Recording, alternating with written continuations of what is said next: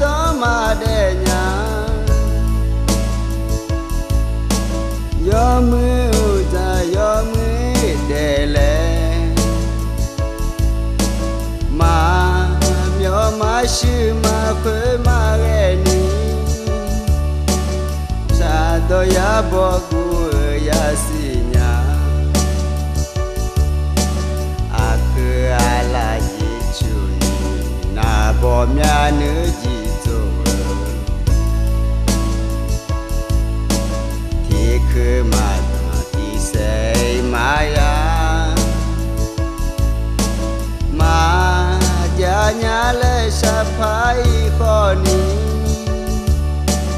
người mà biểu nhà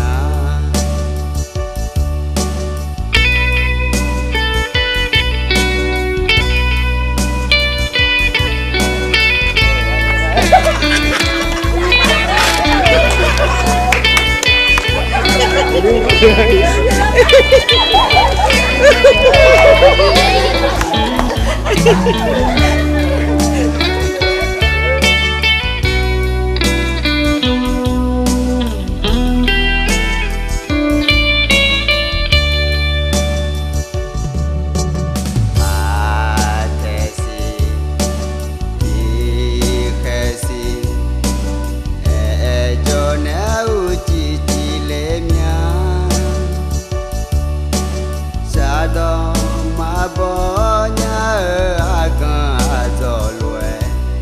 tiếng lang gì cho hà bờ